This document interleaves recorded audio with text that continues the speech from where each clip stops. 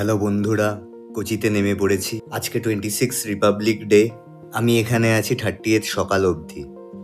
কোচি বিয়েনালেতে যা যা দেখবো এবং কোচির বাকি যা যা দেখবো সব কিছুই আপনাদের দেখাবো, সঙ্গে থাকুন। আপনি কি জানেন কোচির এই সুন্দর এয়ারপোর্টটি পৃথিবীর সর্বপ্রথম ফুললি সোলার পাওয়ার এয়ারপোর্ট? বাসের অপেক্ষা করতে করতে এই সুন্দর ট্র্যাডিশনাল কেরালা স্টাইল ডিজাইন মুগ্ধ হয়ে দেখছিলাম। এয়ারপোর্ট থেকে আমি এখন চলেছি ফোর্ট কোচি, যেখানে আমি এয়ারবিএনবিটা বুক করেছি। এখান থেকে আমাকে প্রথমে যেতে হবে আলুভা জাংশন বা আলুভা মেট্রো স্টেশন। সেখান থেকে আইদার মেট্রো বা বাস নিতে হবে চেঞ্জ করে। দেখা হচ্ছে আবার বাস থেকে নেমে। এর আগে 5খানা শহরে আমি মেট্রো চড়েছি। কলকাতা নিয়ে আজকে 6 নম্বর শহর হতে চলেছে কোচি।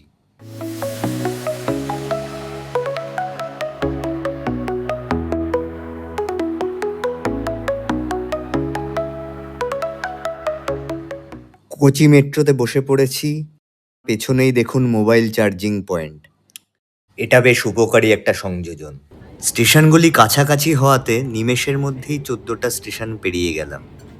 এবার আমাকে নামতে হবে। আমি মহারাজা কলেজের ওখানে নেমেছি। আগে খেয়ে নেব, তারপর আবার এখান থেকে বাস। প্রচণ্ড খিদে পেয়েছে। মেট্রো স্টেশনের কাছাকাছি চোখে পড়ল ইফতার, টেস্ট অফ রিয়াল মালাবার। এখানেই আজকে লাঞ্চ সেরে নেওয়া যাক। ঘি রাইস সাথে ফিশ ম্যাঙ্গো কারি। প্রথম গ্রাস খেয়ে দেখি কেমন লাগে। একটু টক টক, ভালো লাগছে।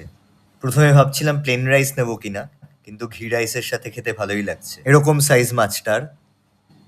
মাছটা খেয়ে দেখছি।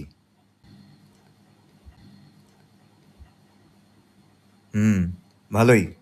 সামুদ্রিক কোনো মাছ হবে অবশ্যই। ভালো খেতে। ঘি রাইসের রাইসটা কিন্তু বেশ খুদে খুদে, তবে খুব টক কিন্তু নয়, একটা ব্যালেন্সড ফ্লেভার আছে। বেশ ভালো লাগছে। কাঁচা আম, নারকেলের দুধ, কারি পাতা এবং বিভিন্ন স্পাইসেস দিয়ে মাটির পাত্রে তৈরি এই ক্রিমি ফিশ ম্যাঙ্গো কারি জাস্ট অসাধারণ ছিল। এছাড়া কেরালার মালাবার রিজিয়নের বিভিন্ন ট্র্যাডিশনাল ফুড আইটেমও ছিল। কাপ্পা, যেটা ট্যাপিওকা রুট দিয়ে বানানো হয়, ফিশ মুলাক এবং আরও অনেক কিছু। এছাড়া বেশ কিছু ফ্রাইড আইটেমও চোখে পড়ল। হাফ প্লেট ঘি রাইস আর ফিশ ম্যাঙ্গো কারি আমার খেতে খরচ হয়েছিল 242 টাকা মাত্র। ভালো খাওয়া দাওয়ার পরে এই গরমের মধ্যে আর ইচ্ছা করলো না বাসে উঠতে, তাই জন্য র্যাপিডো বুক করলাম। এখন যাচ্ছি এয়ারবিএনবিতে। ফাইনালি এখানে একটা অদ্ভুত ব্যাপার দেখলাম। জল খেতে যে দেওয়া হয়েছে সেটা উষ্ণ গরম জল ছিল। এটা আমি আমাদের ওখানে তো কখনো দেখিনি। আপনারা দেখে থাকলে বলবেন। এখন আছি থোপ্পুমপাডি ওল্ড হারবার ব্রিজে, নিচে কেরালা ব্যাকওয়াটার্স। বহু আগে এখানে মাঝের অংশটা খুলে দিয়ে জাহাজ যাতায়াত করত। এসে গেছি আমার ডেস্টিনেশনে। দেখাচ্ছি বাড়িটা।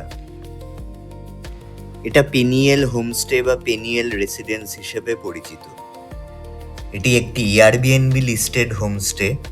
আপনারা চাইলে এয়ারবিএনবি থ্রুও বুক করতে পারেন বা ডিরেক্ট বুকিংও করতে পারেন।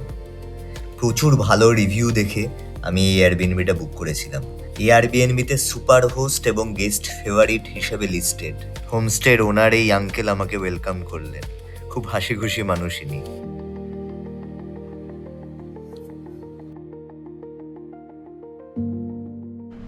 This is the living room only. Okay, That is your room.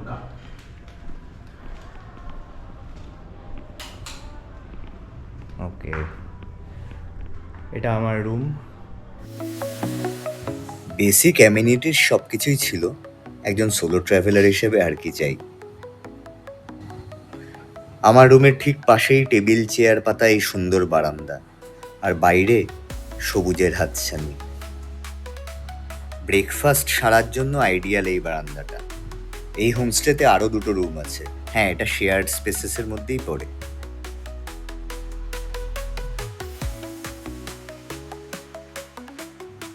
এটা শেয়ার্ড ডাইনিং স্পেস, আর বাইরের ওপেন স্পেসে একটা ওয়াশিং মেশিন ছিল যেখানে আপনি জামা কাপড় কেচে বাইরে মেলতেও পারবেন। এটি আমার পার্সোনাল বাথরুম, শেয়ার্ড নয়।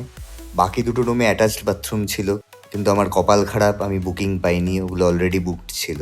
এটাও শেয়ার্ড রান্নাঘর, যেখানে ফ্রিজ থেকে স্টোভ থেকে সবকিছুই ছিল। Kettle is there. আচ্ছা, Coffee, tea, sugar, milk, everything is there. Glass is there. Washing. Okay okay, sure sure.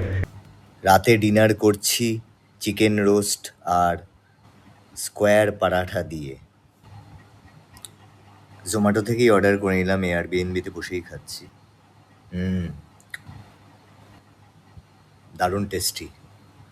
আজকের ডিনার আমি অর্ডার করেছি হোটেল সিটি স্টার, যেটা এখানে বালান চেত্তান্তে কাডা নামে বেশি পরিচিত। কাডা মানে হলো শপ বা দোকান। এই সেই চিকেন রোস্ট আর তার সাথে স্কোয়ার পরাঠা। চিকেন রোস্টের গ্রেভিটা জাস্ট তুখর করেছে। কারি পাতা, স্পাইসেস,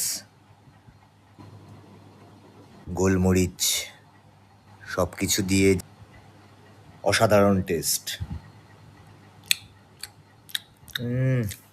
ওটার সঙ্গে দারুণ যাচ্ছে। হোমস্টে থেকে 3-4 মিনিটের হাঁটা পথেই সমুদ্র।